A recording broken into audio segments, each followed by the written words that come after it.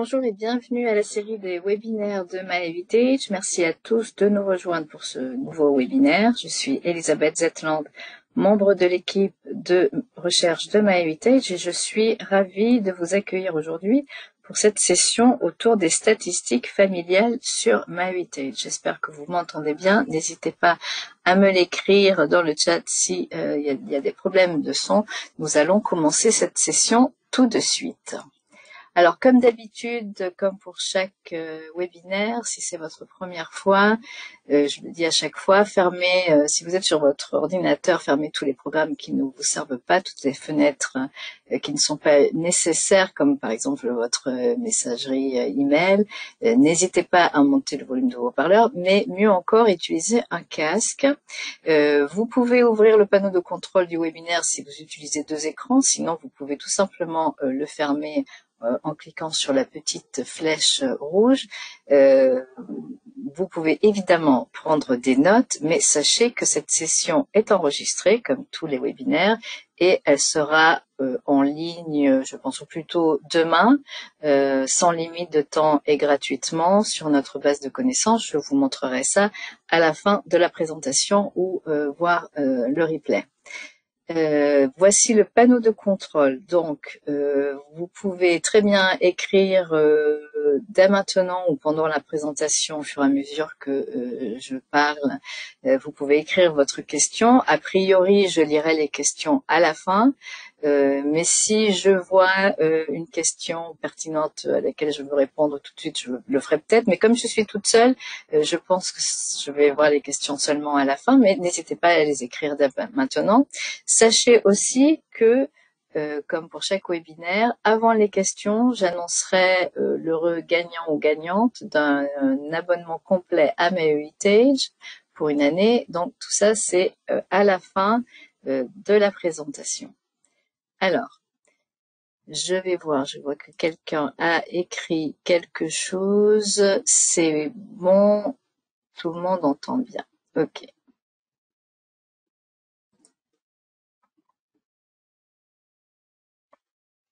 Alors, on va pouvoir commencer. Donc, MyHeritage, c'est évidemment votre site de généalogie en ligne sur lequel vous pouvez construire votre arbre généalogique. Il y a actuellement 66 millions d'utilisateurs qui ont créé 59 millions d'arbres généalogiques. Il y a plus de 5 milliards de profils et bien sûr, il y a une base de données, donc d'archives qui vous permet de faire des recherches des personnes qui sont dans votre arbre. Et il y a actuellement presque 19 milliards et demi de données historiques. Et évidemment, vous le savez, MyHeritage est disponible en 42 langues. Alors, je me présente brièvement. Je m'appelle Elisabeth Zetland. Je suis née dans le Gers, dans une famille italo-française. Je suis docteur en histoire médiévale. Je suis actuellement membre de l'équipe de recherche de MyHeritage. Avant, j'étais country manager pour la France et les pays francophones. Et je fais ces webinaires, je pense, depuis 2013. Donc, ça fait 10 ans. Alors, nous allons rentrer dans le vif du sujet et donc nous allons voir aujourd'hui les statistiques familiales sur MyHeritage qui ont été mises à jour et améliorées il y a quelques mois, en novembre dernier, si je me souviens bien. Alors, un aperçu, évidemment, je viens de le dire, MyHeritage, vous construisez votre arbre généalogique, il y a la section recherche pour faire les recherche des archives, des données historiques. Et évidemment, vous le savez, il y a de plus en plus d'outils photos pour travailler, conserver, préserver, réparer, coloriser les vieilles photos de famille. Ce que nous allons voir aujourd'hui, ce sont les statistiques familiales, c'est-à-dire qu'on va se concentrer donc sur l'arbre généalogique, puisque ces statistiques analysent les données qui sont dans votre arbre. L'arbre généalogique, si vous commencez à peine sur MyHeritage, vous le savez quand même déjà, ça ressemble à ça. De depuis très récemment d'ailleurs, puisque vous voyez, il y a le codage couleur. Nous avons lancé ça il y a récemment, il y a peu de temps, avec une couleur spécifique pour chaque branche de l'arbre. Donc, vous avez peut-être adopté cette option dans l'arbre de la vue famille. Il y a plusieurs façons de travailler dans votre arbre généalogique. Alors, avant de passer dans le vif du sujet, dans les statistiques familiales, vous voyez en haut à gauche, donc c'est la vue, ce qu'on appelle la vue famille de l'arbre généalogique. Ensuite, il y a la vue ascendance, donc qui, comme son nom l'indique, à partir d'une personne choisie, montre tous les ancêtres, tous les ascendants d'une personne spécifique. Par défaut, donc c'est la personne de base de l'arbre. Ensuite, il y a la vue en éventail qui est très visuelle, très pratique. On peut travailler évidemment sur toutes ces vues. Donc la vue en éventail, vous voyez ici avec moi, donc au milieu, vous choisissez aussi la personne que vous voulez. Et ensuite, il y a la vue liste qui est donc à droite, que nous allons beaucoup voir aujourd'hui, puisque c'est la vue qui est visible depuis les statistiques familiales. Ensuite, dessous, à gauche, vous voyez, c'est une vue de l'arbre dans l'application de MyHeritage, sur lequel vous pouvez travailler aussi directement. Ensuite, il y a la frise chronologique. Toutes ces vues différentes, tous ces arbres de cette façon, vus de cette façon, il est possible de travailler directement dedans. Et enfin, il y a la carte Family Map. C'est aussi possible de travailler directement dans la carte. Et toutes ces vues, toutes ces façons de voir votre arbre sont aussi utiles, pratiques aussi pour travailler directement dedans. On va le voir. Je pense que pour toutes ces vues, j'ai fait au moins une session. Donc, si vous allez dans la base de connaissances de MyHeritage, je le signalerai à la fin de la présentation. Vous pouvez voir une session spécifique sur ces vues, ensemble ou séparément. Alors, que sont les statistiques familiales? Donc, c'est une vue d'ensemble, une analyse de toutes les informations de votre arbre généalogique, des informations sur votre histoire familiale et sur votre travail en fait pour documenter votre histoire. Certaines statistiques, ce qui est très pratique, peuvent mettre en évidence des incohérences, des erreurs dans votre arbre généalogique et donc on peut ainsi vérifier, faire des corrections, des recherches ultérieures pour en fait améliorer son arbre généalogique. Alors, où se trouvent ces statistiques familiales? Elles se trouvent dans votre site familial, vous voyez ici le mien.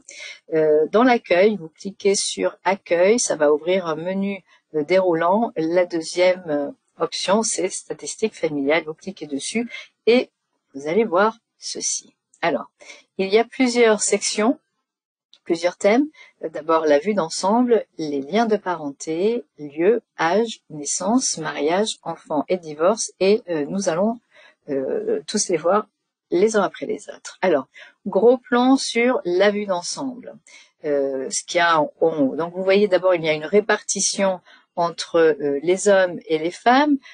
Sans grande surprise, vous voyez que j'ai 2052 personnes dans mon arbre et que c'est a priori plus ou moins la moitié-moitié, ce qui est logique, mais on voit qu'il y a 3 inconnus, et ça peut être intéressant, on va voir pourquoi. Il y a une section vivant versus décédé. Vous voyez, alors ça peut être très différent d'un arbre à l'autre. Vous voyez que moi, dans mon arbre, c'est presque du pareil au même, c'est moitié-moitié. Ça veut dire que j'ai autant de branches latérales avec des personnes en vie que des personnes, des ascendants et des ancêtres. Et ensuite, il y a le type de relation, c'est-à-dire le statut. Donc, les personnes qui, comme statut, sont saisies en tant que mariées, célibataires, veuves, divorcées, séparées, partenaires. Donc, ce sont des statistiques générales de l'arbre. Donc, dès que vous arrivez sur cette page. Alors, je reviens sur inconnu parce que quand même, on se dit. Il y en a 3, donc c'est pas beaucoup. Donc c'est intéressant d'aller voir ces inconnus. Souvent, quand on saisit des inconnus volontairement, c'est parce qu'on sait qu'il y a, par exemple, un couple qui a eu un enfant, mais on ne sait pas le sexe et on ne sait pas le nom, mais on saisit quand même.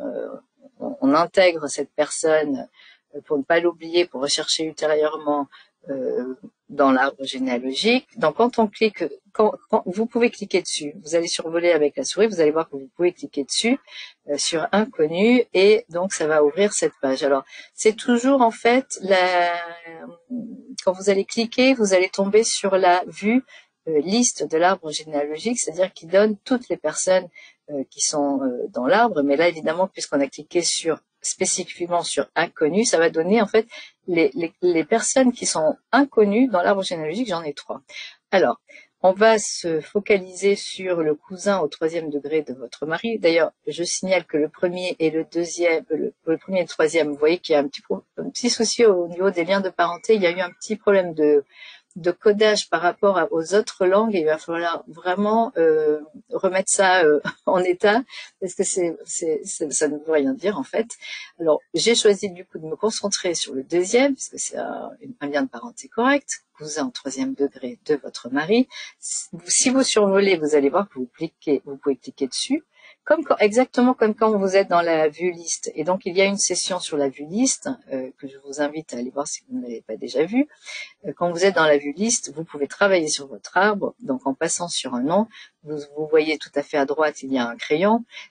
Vous voyez que le profil de cette personne, de la fiche dans l'arbre généalogique s'ouvre. Donc vous pouvez travailler directement ici.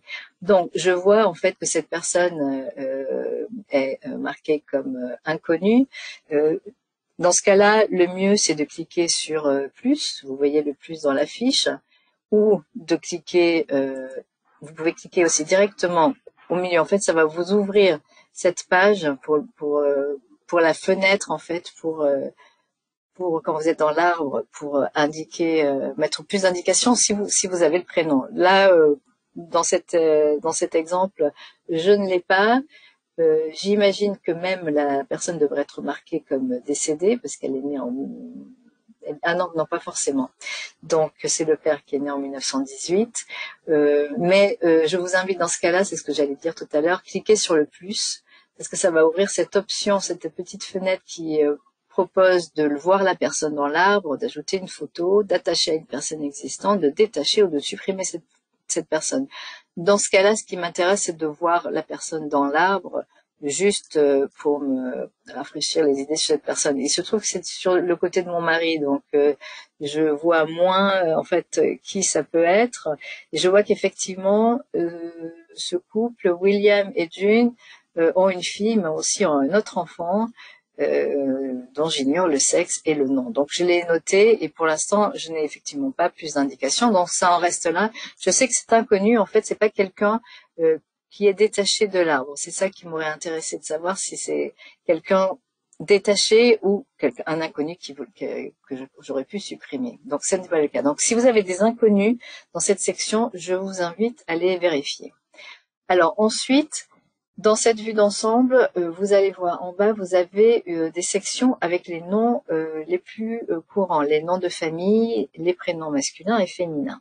Alors, vous pouvez passer dessus, vous allez voir quand vous survolez avec la souris, ça va vous donner en fait le nombre de personnes avec ce nom. Vous voyez ici 32 personnes avec ce nom de famille et vous pouvez cliquer dessus, ça vaut pour tous les noms et tous les prénoms.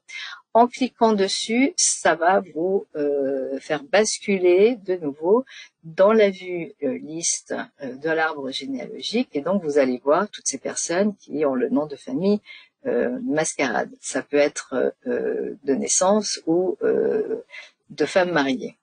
Donc vous pouvez évidemment travailler si vous voulez modifier, ajouter, supprimer, vous pouvez le faire évidemment directement dans la vue liste, donc sur cette page. Vous voyez que ça vous donne aussi accès à la section que vous voyez ici tout à fait à droite découverte, c'est-à-dire que vous voyez si la personne a des correspondances avec d'autres arbres ou avec des archives. Donc ce sont les icônes de couleur verte et marron qui sont dans ce qu'on appelle les smart matches et les record matches. Mais bon, ça a fait l'objet d'autres sessions.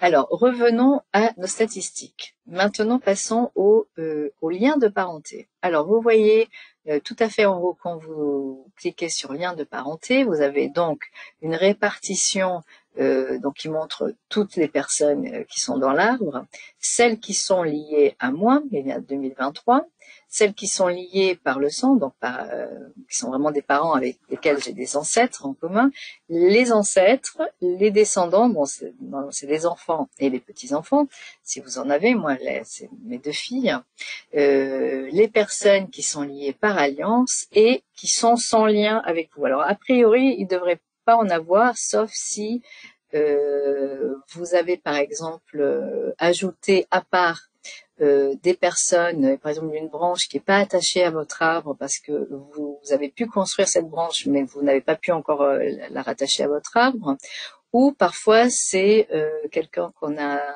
des personnes qui ont été détachées, qui n'ont pas été rattachées. Donc c'est intéressant là aussi de cliquer sur sans lien avec vous pour voir quelles sont ces personnes. Alors vous verrez quand vous êtes sur vos statistiques, quand vous passez dessus, alors on va voir les ancêtres, on va voir sans lien avec vous. Quand vous cliquez dessus, vous verrez que ça vous donne à chaque fois la répartition en pourcentage de ce que ça représente dans votre arbre.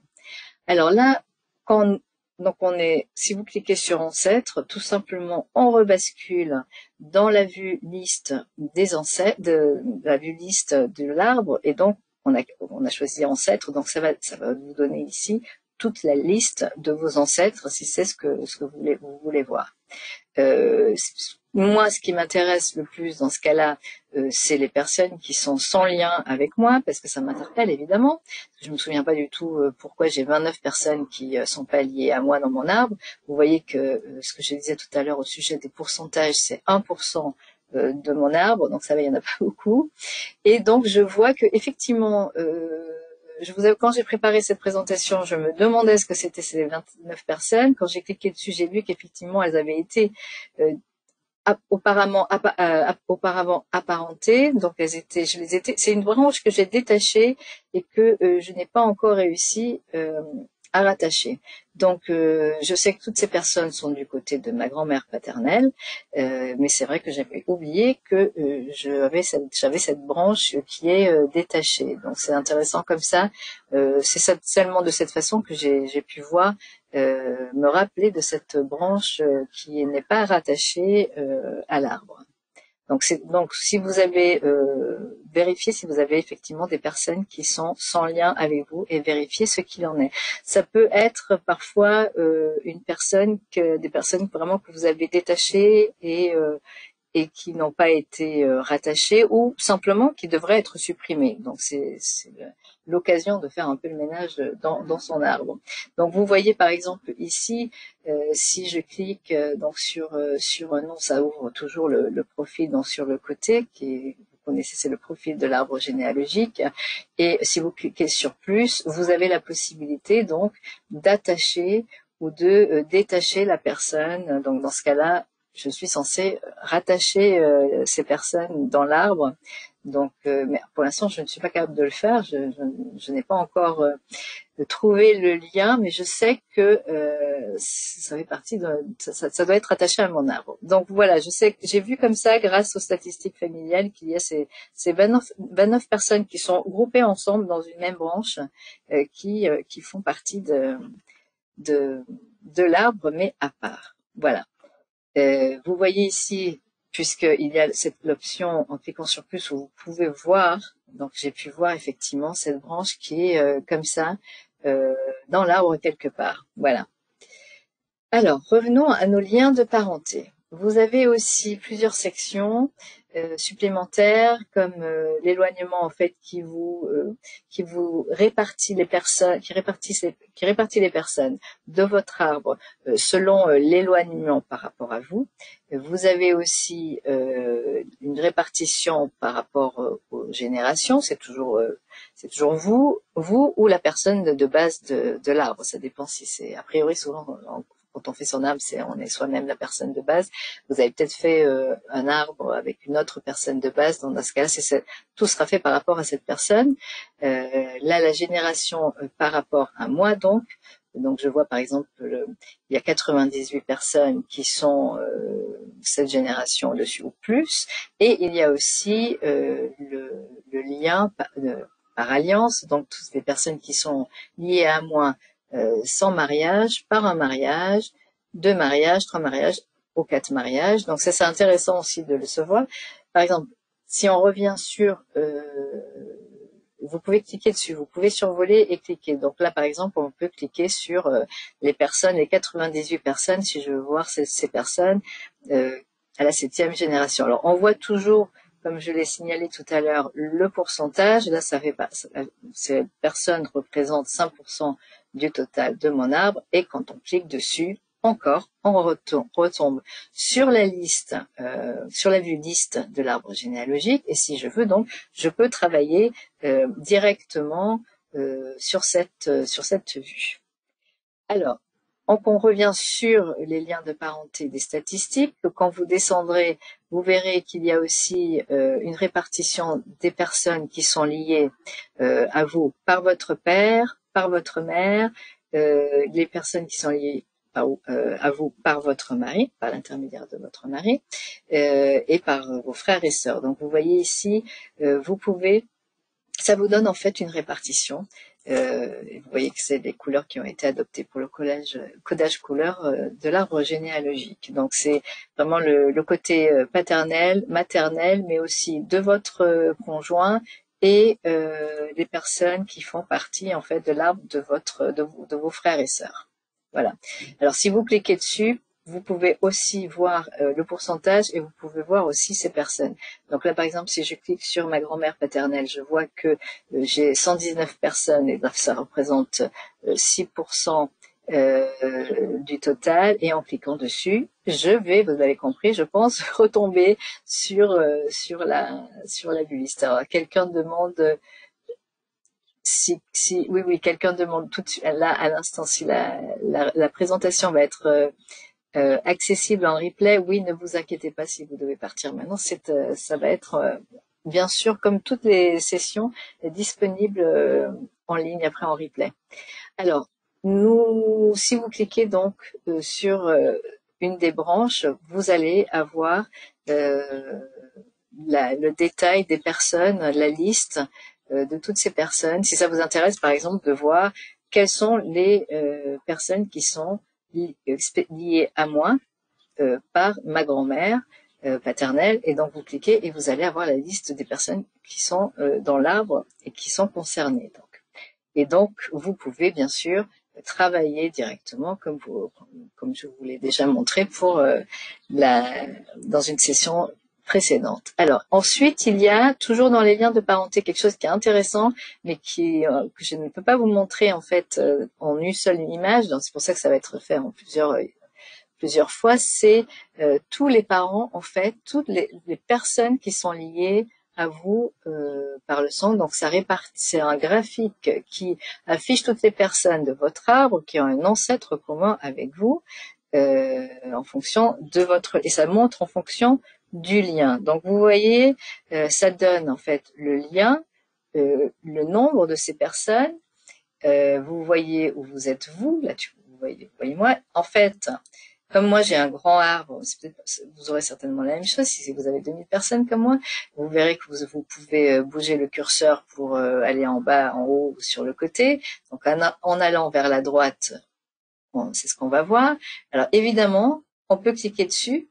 On va encore voir le pourcentage et puis évidemment on va basculer dans la vue liste de l'arbre pour voir quelles sont ces personnes. Par exemple là je voulais voir quels sont les 26 cousins de mes grands-parents, parce qu'a priori peut-être que de mémoire vous allez peut-être pouvoir en citer quelques-uns, mais pas tous. Et si vous êtes à un repas de famille ou à une cousinade, ça peut être intéressant de pouvoir cliquer dessus et de pouvoir tout de suite avoir cette information, ou si tout simplement vous êtes en train de travailler chez vous sur votre arbre. Donc voilà la liste des 26 cousins de mes grands-parents. Alors ensuite il y a les lieux. Alors les lieux ça va donner 3 types de lieux différents. Le premier étant les lieux de naissance. Alors pour moi ça a été une surprise parce que j'ai vu que finalement j'ai beaucoup travaillé sur la généalogie de mon mari et puis finalement c'est celle qui a le plus de personnes parce que ma propre généalogie France et Italie est moins représentée que tout le reste et qui représente en fait la famille de mon mari. Donc je vois que j'ai travaillé très sérieusement sur sa généalogie et du coup je me suis dit que je vais peut-être me reconcentrer exclusivement sur ma généalogie, donc France-Italie. Donc c'est intéressant puisque c'est une carte. C'est l'occasion de faire un petit détour dans ce qui s'appelle la Family Map, c'est-à-dire qui vous permet de visualiser, en fait, de cartographier votre arbre généalogique. Il y a beaucoup à dire sur la Family Map, c'est pour ça que ça a déjà fait l'objet d'une session. Je vous l'indiquais tout à l'heure pour pouvoir la regarder si vous ne l'avez pas déjà vue. Et donc, si vous allez dans la Family Map, vous voyez ici quand vous êtes dans le menu arbre, vous devez cliquer sur plus. À partir du plus, vous allez voir Family Map. Vous allez arriver sur ce qu'on appelle donc cette Family Map, qui a beaucoup de filtres. Vous pouvez travailler dedans aussi. Et là, vous voyez donc, puisque nous parlons de naissance, j'ai filtré ancêtres et naissance. Donc, vous pouvez voir beaucoup plus de détails si vous êtes dans la Family Map. Bon, ça, c'est une petite parenthèse. Revenons donc dans nos statistiques. Vous voyez aussi que dans la section des lieux, vous aurez aussi la répartition des lieux de décès et les lieux de résidence. Alors, les lieux de décès, du coup, je retrouve un peu ce qu'on a vu pour les naissances des États-Unis. Donc, le côté de mon mari est plus représenté. En revanche, j'étais étonnée dans les lieux de résidence de voir que pour la France, je n'ai que 4 personnes, c'est-à-dire que pratiquement j'ai beaucoup de personnes sans lieu de résidence. Donc, je me suis dit qu'il va falloir que je fasse attention à saisir les lieux de résidence, parce qu'apparemment je l'ai fait ou ça a été fait automatiquement pour les personnes aux États-Unis dans mon arbre. Voilà. Alors, section suivante, donc le thème de l'âge. Donc ça va donner plusieurs types d'informations intéressantes. D'abord une pyramide des âges pour toutes les personnes avec une date de naissance. Vous voyez que ça concerne 531 personnes en vie dans l'arbre. Les personnes vivantes les plus âgées et les plus jeunes. Alors les plus jeunes, parce que comme c'est des bébés, c'est moi qui ai un peu grisé pour cacher les noms, mais évidemment vous pouvez voir dans votre arbre quelles sont les informations de ces enfants. Si vous avez des bébés, enfin quelles que soient les personnes. Alors c'est intéressant ici dans les âges de voir quelles sont les personnes les plus âgées, parce que si vous voyez comme moi 120 ans et 117 ans, ça peut nous donner l'indication franchement crédible qu'il y a certainement une erreur, ou tout simplement, en fait, c'est pas tout à fait une erreur, c'est que je n'ai pas marqué cette personne comme décédée, et elle est certainement décédée, enfin, les deux d'ailleurs. Donc, dans ce cas-là, vous voyez que ça vous invite tout de suite, sous la date marquée comme décédée, pour le faire, pour que cette personne, donc ces deux personnes disparaissent de cette section. En cliquant sur le lien de parenté, vous pouvez voir le graphique de parenté si vous en avez besoin. Sinon, en cliquant sur le nom, vous allez tomber dans le profil que vous connaissez, parce que c'est le profil de l'arbre généalogique. Et donc là, vous avez différentes possibilités. Vous pouvez modifier le profil directement ici, voir la personne dans l'arbre si ça vous voulez voir la personne dans l'arbre, et la voir aussi dans Family Map. Dans ce cas-là, moi, ce que je veux, c'est pouvoir marquer cette personne comme décédée. Donc, on va modifier le profil. On va cliquer donc sur décédé pour marquer cette personne comme décédée, enregistrer et fermer. Et ensuite, on va pouvoir... Alors, je n'ai pas pris le temps de chercher la date de décès puisque j'étais en train de préparer cette présentation, mais c'est tout à fait aussi possible, évidemment même conseillé, de rechercher directement l'information pour pouvoir tout saisir. Bon, j'ai seulement marqué cette personne comme décédée. J'ai fait la même chose pour pratiquement pas mal de personnes, parce que vous voyez, il y a une option qui s'appelle Top 10. Vous allez voir sous les noms, sous les sections. Donc ça vous ouvre cette fenêtre où vous voyez 10 personnes. et j'ai vu qu'il y en avait plusieurs qui étaient certainement décédés, donc j'ai fait un petit nettoyage en marquant ces personnes décédées, celles qui étaient décédées. Donc vous voyez que la section a changé. Donc ce sont deux nouvelles personnes qui a priori sont en vie, mais je vous avoue que la deuxième, je sais, la première, je suis pas sûre. Il faut quand même que je fasse une vérification. Mais donc je vous invite à aller voir cette section de l'âge personnes vivantes les plus âgées pour voir si vous n'avez pas oublié de marquer des personnes comme décédées. Et puis nous avons les personnes les plus jeunes dans votre arbre généalogique. Souvent on se rappelle bien qui elles sont parce que évidemment c'est des personnes qui ont été rajoutées il n'y a pas longtemps. Vous voyez ce que je disais tout à l'heure tout à fait en bas, le top 10. Donc quand vous cliquez dessus, vous avez cette fenêtre qui s'ouvre. Vous voyez, elle est différente de celle de tout à l'heure, puisque j'avais marqué comme décédées plusieurs personnes. Voilà. Et là, vous pouvez fermer et on continue. Donc, plus d'informations sur ces statistiques dans la section de l'âge. Il y a aussi l'espérance de vie moyenne. Sans surprise, 69 ans pour les femmes, 65 pour les hommes. Ça vous donne aussi une répartition selon les âges. La plus longue durée de vie, donc pour l'homme et pour la femme, il y a aussi un top 10. Le fait est que je sais que là, c'est deux personnes, c'est correct. Il y a vraiment. Alors cette personne, Indel Anna Potabowski, qui est décédée à l'âge de 108 ans, elle avait quand même plus de 100 ans, c'est sûr. Mais c'est vrai que je me demande, parce que je l'ai vu avec le grand-père de mon mari, ces personnes nées à la fin du 19e siècle dans l'actuelle Ukraine, les dates étaient un peu aléatoires. Donc, elle est peut-être née en 86, 87, mais en tout cas, elle avait déjà passé 108 ans, 100 ans.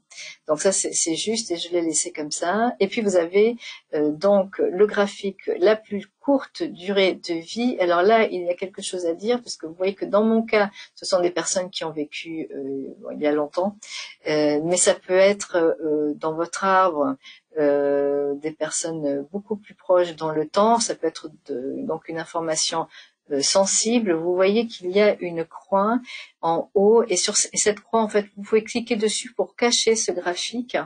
Vous ne le verrez pas et les membres de votre site donc ne les verront pas. Donc vous savez que vous pouvez, les membres de votre site, c'est-à-dire c'est les membres de votre famille que vous avez invités, qui ont l'accès à votre site familial, à votre arbre, et qui peuvent aussi voir les statistiques. Donc de cette façon, si vous cliquez sur cette croix ici, vous verrez donc.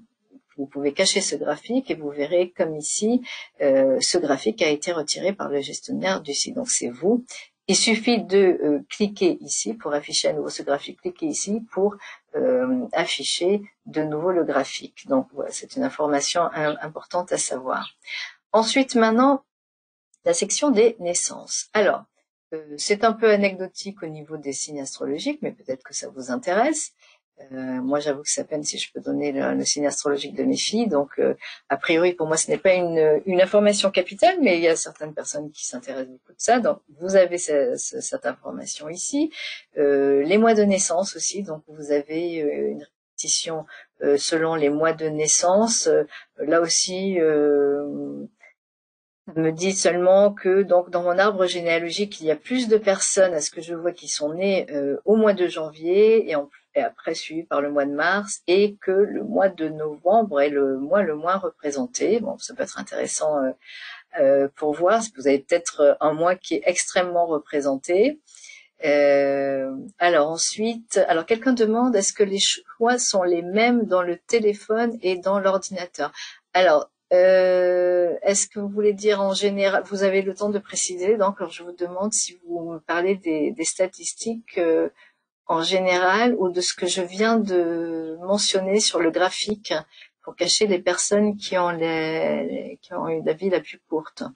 Si vous parlez des statistiques en général, sachez que si vous êtes sur votre ordinateur ou si vous travaillez sur votre téléphone ou votre tablette, si vous êtes connecté dans votre moteur de recherche, de navigation, pardon, vous aurez accès aussi aux statistiques familiales. Là où vous n'aurez pas les statistiques familiales, c'est si vous utilisez l'application. L'application de MyHeritage, vous n'allez pas avoir les statistiques. Voilà. Alors, ensuite, je reviens aux naissances. Vous voyez aussi une répartition donc des personnes. Alors, j'ai si je me souviens bien, 2052 personnes dans mon arbre. Il y en a 1234 avec une année de naissance. Et donc, il y a la répartition, vous voyez, selon les périodes. Alors, ensuite, nous passons au mariage. Et il y a beaucoup d'informations sur les mariages et des statistiques intéressantes. Alors, nous avons par exemple donc le nombre de mariages. Vous voyez combien de personnes ont été mariées une fois, deux fois, trois fois. Alors ça peut être intéressant parce que j'aurais pensé peut-être avoir une personne qui s'est mariée 4 fois, mais non, 3 fois et j'en ai qu'une, un homme. Donc c'est intéressant de voir. Marié le plus de fois, vous voyez donc cette personne qui s'est mariée 3 fois. Et ma grand-mère qui s'est mariée 2 fois. Et aussi sur le côté, donc à droite, la section qui montre quand ces personnes se sont mariées. Évidemment, ça prend les informations selon que vous avez saisies dans votre arbre. Parfois, on marque 2 personnes mariées, mais on n'a pas la date. Donc, mais a priori, ça prend la date selon la place dans l'arbre généalogique. Donc vous voyez par exemple, j'ai 51 personnes qui se sont mariées, donc qui ont une date de mariage dans les années 1800 pour le 19e siècle. Voilà. Alors si vous cliquez dessus, si par exemple je veux voir ce Aaron qui est le seul seule personne de mon arbre à s'être marié 3 fois, ça m'interpelle parce que je vois qu'il est marié à inconnu. Alors donc je vois dans les 3 en fait, il doit y avoir une femme qui a été marquée comme inconnue. Donc on peut cliquer dessus, on passe dessus avec la souris, on peut voir si on clique sur le lien de parenté, on va voir le graphique du lien de parenté. Moi je vais cliquer sur le nom et donc je vais basculer dans le profil. Donc je peux voir l'arbre parce que comme c'est évidemment comme je disais tout à l'heure, du côté de mon mari et que ce n'est pas récent, franchement, je ne vois pas trop. Je vois vaguement de qui il s'agit, mais évidemment, c'est pas quelqu'un où je pourrais pas dire grand-chose sur lui. Je vois effectivement comment il est lié à mon mari, du côté donc de sa mère, et dans ce cas-là, le plus pratique, c'est d'aller voir dans l'arbre. Et je vais voir effectivement qu'il a été marié 3 fois et que il y a je me suis renseignée pendant que je faisais la présentation, une des 3 épouses, donc nous n'avons pas le nom, donc c'est marqué comme inconnu. Ce n'est pas une erreur, mais effectivement, c'est une façon comme ça de voir quelque chose que vous pouvez travailler, améliorer dans votre arbre généalogique. Alors, ensuite, toujours dans les mariages, vous voyez que il y a comme je vous l'ai signalé tout à l'heure déjà, top 10. Donc vous cliquez dessus et vous allez avoir donc cette fenêtre qui vous montre le nombre de les personnes qui se sont mariées le plus. Donc 2 fois, à part une personne qui s'est mariée 3 fois. Donc vous avez ici cette fenêtre et vous pouvez évidemment vous passer dessus. Passez toujours dessus avec la souris, où que vous soyez dans l'arbre, parce que parfois ça vous donne des options de faire des choses que vous ne savez peut-être pas. Dans ce cas-là, si vous passez dessus avec la souris, ça va faire apparaître 3 points et ça va vous donner l'option de, pour cette personne, voir son arbre, voir le profil ou rechercher cette personne. C'est-à-dire que ça va vous faire basculer dans la section recherche de l'arbre généalogique et ça va, par exemple, si on veut trouver la date de décès, ça va peut-être vous montrer le résultat d'un arbre généalogique ou encore mieux de l'acte de décès. Donc ça, c'est quelque chose que vous pouvez faire directement depuis les statistiques pour basculer vers la section recherche. Alors, toujours dans la section des mariages, donc nous avons aussi l'âge lors du mariage. Donc vous voyez, pas de surprise ici dans mon arbre, les hommes sont un peu plus âgés que les femmes. Vous voyez plus par exemple de femmes mariées durant l'adolescence. Alors l'adolescence, c'est-à-dire jusqu'à l'âge de 19 ans. Ma mère d'ailleurs en fait partie, elle s'est mariée à peine 18 ans. Vous avez au milieu les personnes les plus âgées lors de leur mariage. Dans ce cas-là, à cet âge-là, souvent c'est un remariage. Donc vous pouvez voir en un clin d'œil et puis en cliquant sur top 10 si tout vous, c'est intéressant de voir ces informations. C'est aussi intéressant de pouvoir corriger si vous voyez qu'il y a des choses à préciser et à vérifier. Et puis il y a les personnes les plus jeunes lors de leur mariage. Alors quelqu'un qui s'est marié, un homme à l'âge de 17 ans, est marié à 15 ans. Donc là, effectivement aussi, quand je l'ai vu, je me suis demandé si c'est correct. 17 ans encore, ça me dérange pas trop. Ma mère s'est mariée à 17 ans, 3/4, donc. Mais 15 ans, même si c'était il y a longtemps, dans ce cas-là, le réflexe, c'est quand même de cliquer et d'aller voir ce qu'il en est dans l'arbre et de faire une petite recherche ultérieure pour voir. Peut-être qu'on a déjà fait une recherche, on a tellement parfois de personnes qu'on ne se rappelle pas si on a déjà fait une recherche et d'où vient cette information d'un arbre généalogique de votre tante qui a fait des recherches avant vous, ou vous avez déjà l'acte, ou s'il n'y a pas l'acte, c'est intéressant de le rechercher. Donc c'est une façon comme ça de voir ce qu'il en est dans votre arbre. Alors, toujours dans les mariages, parce que cette section mariage donne beaucoup d'informations, vous avez aussi la durée du mariage en années. Donc, vous voyez ici, alors ça, évidemment, ça peut finir en divorce ou c'est la mort qui sépare les époux. Donc, vous voyez que ça donne une répartition selon la durée du mariage entre 0,9 ans ou plus de 60 ans, et vous voyez donc au milieu le mariage le plus long et le mariage le plus court, et vous avez aussi à chaque fois, alors là il s'agit dans mon cas de top 3 où je peux cliquer et donc voir une fenêtre avec les autres mariages. Donc c'est intéressant de voir ça. Vous avez aussi, et on est toujours dans les mariages, la différence d'âge moyenne. Alors ça c'est intéressant parce que ça peut aussi, et c'est mon cas, mettre en lumière des choses qui devraient être vérifiées. Par exemple, vous voyez dans la moyenne, donc j'ai 3 épouses qui sont plus âgées de 10 ans et plus. Alors, généralement, le contraire pour les hommes, quand c'est l'homme qui est plus âgé, c'est moins surprenant, mais pour les femmes quand même assez. Dans le cas du milieu où on voit la section les maris beaucoup plus âgés, je sais que c'est vrai. Si ça avait été le contraire, je serais allée vérifier. Et effectivement, épouse beaucoup plus âgée, là il y a une différence de 41 ans, c'est forcément une erreur.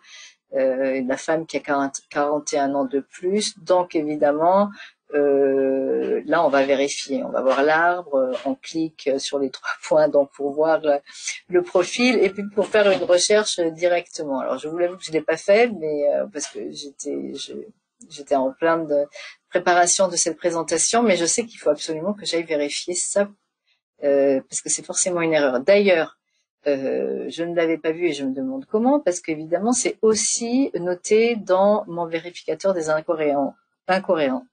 vérificateur de cohérence, pardon. Alors, le vérificateur de cohérence, si vous ne le connaissez pas encore, je vous invite à aller le consulter. C'est dimanche, vous avez peut-être le temps. Cliquez dans le menu arbre, vous voyez vérificateur de cohérence. Ça vous montre, en fait, c'est un outil très utile qui montre tout ce qui, dans votre arbre, peut être à corriger. Ça ne veut pas dire toujours que ce sont des erreurs. C'est suggéré, c'est affiché. Ça vous est montré comme des incohérences. Ça peut être plusieurs frères qui ont le même prénom. Souvent c'est pas des erreurs, c'est parce qu'il y a eu un enfant qui est décédé en bas âge et le frère plus tard a hérité du même prénom. Ça ne vous montre pas forcément des erreurs, ça vous aide à vérifier et à corriger votre arbre, à le rendre plus précis.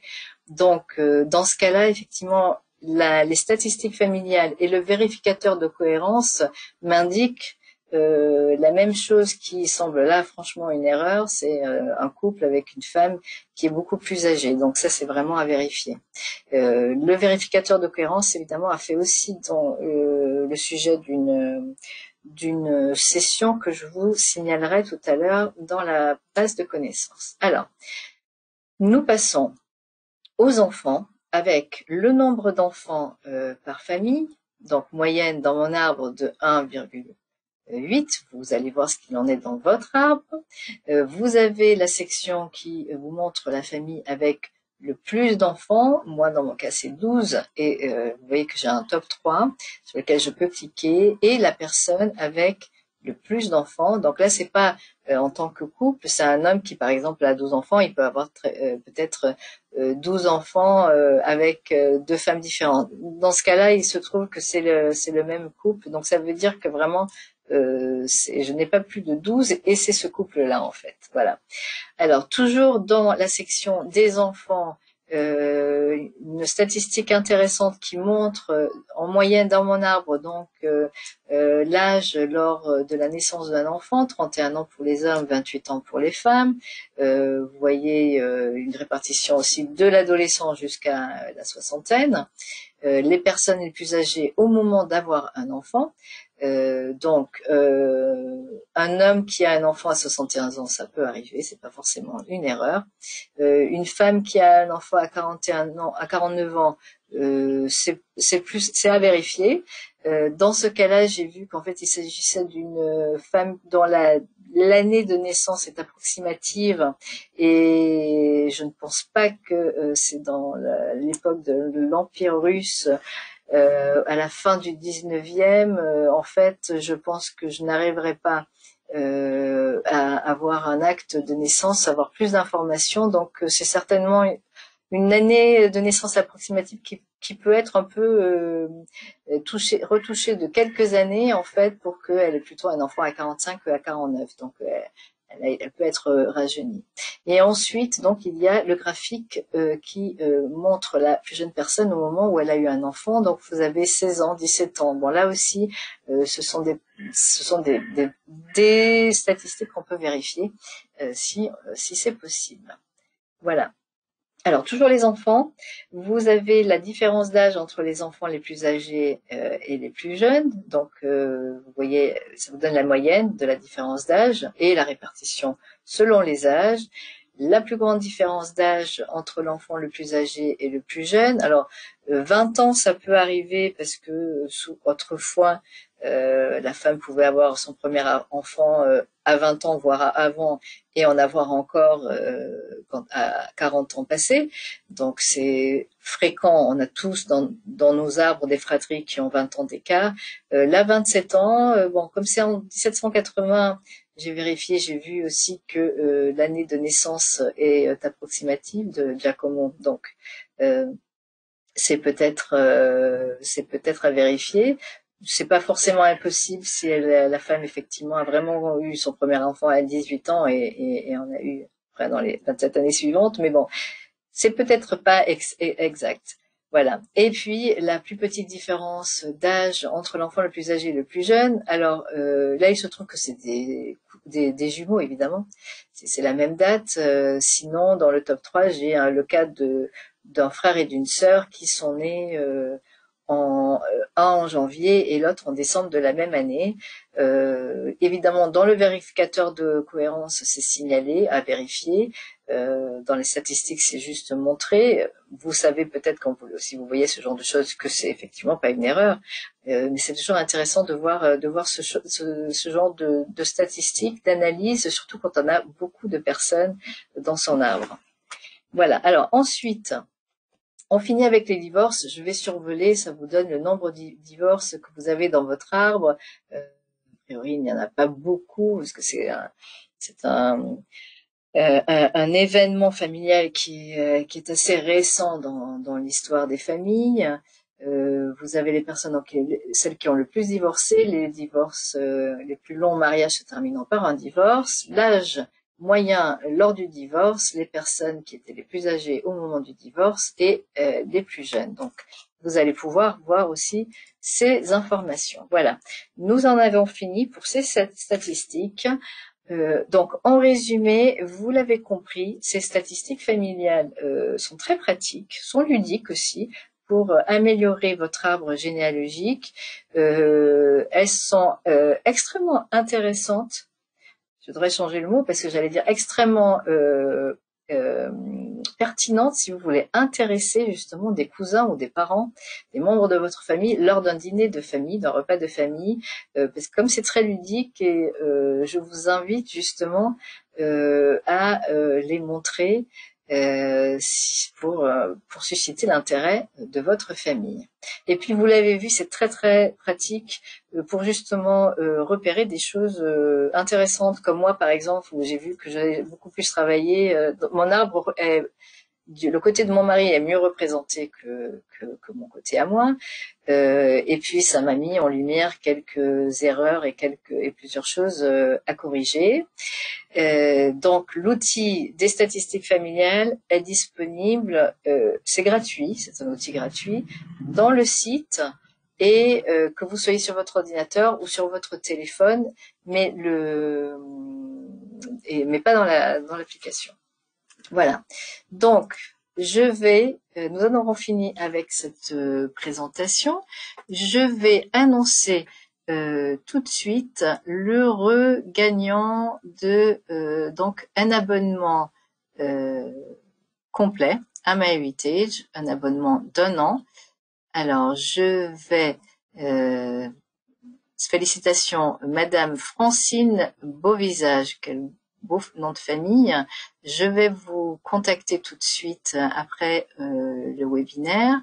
Donc félicitations Madame Francine Beauvisage. Nous allons passer, donc vous avez remporté un abonnement gratuit donc d'une année complète, donc il vous donne accès à toutes les fonctionnalités de MyHeritage.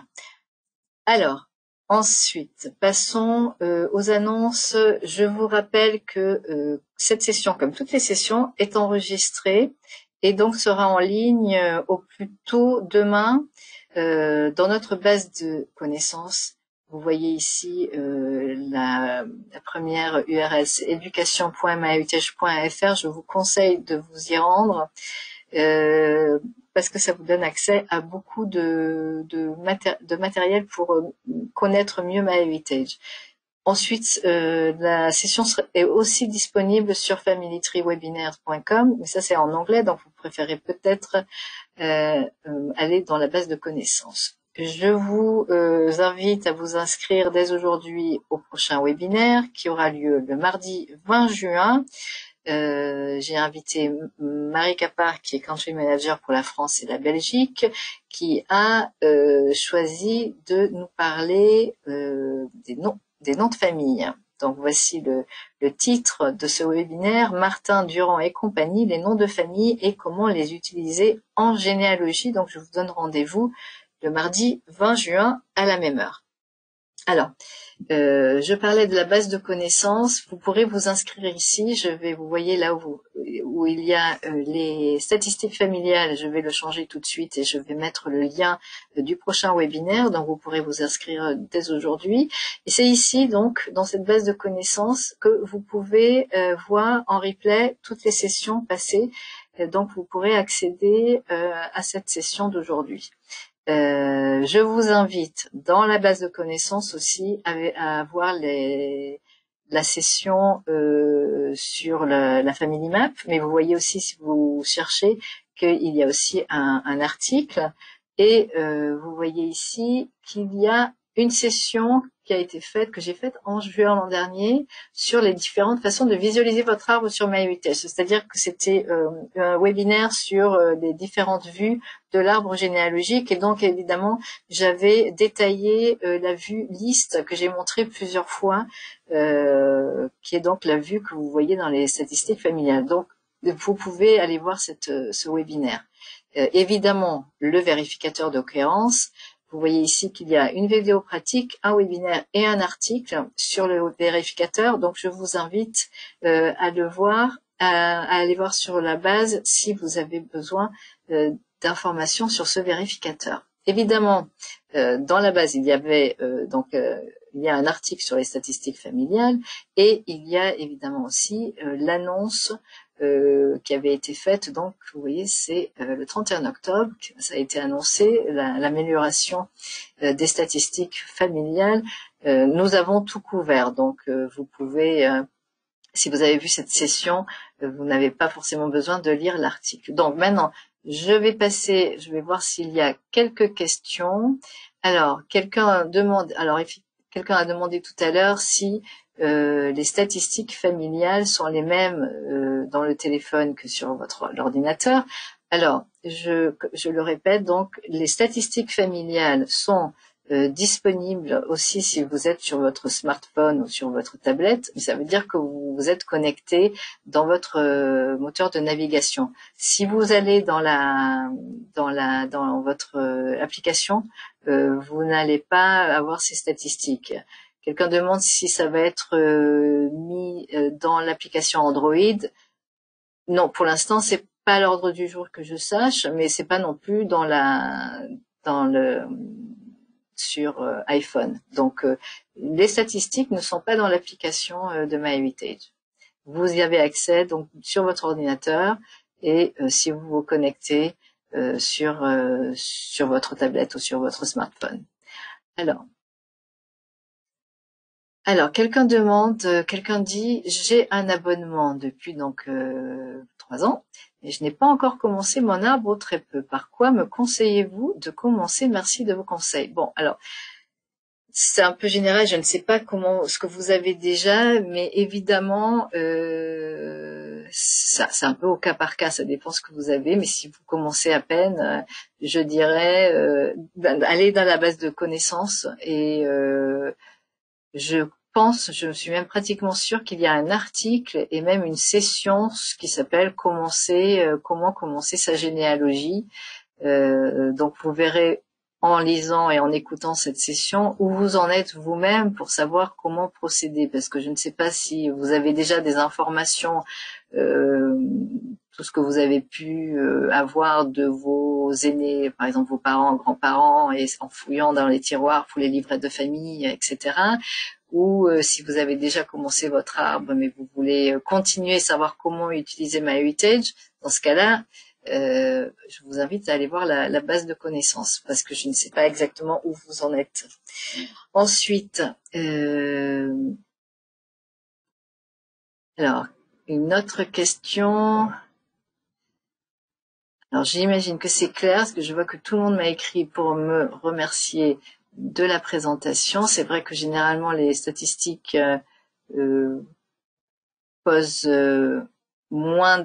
suscitent moins de questions. Donc, je pense que nous allons arrêter ici. Je vous dis à bientôt. Donc, je vous donne rendez-vous le 20 juin. Et je vous répète, donc, vous pourrez revoir cette présentation en replay dès demain, j'espère. Et en tout cas, je vous dis à bientôt. Bonne journée, bon dimanche et à bientôt.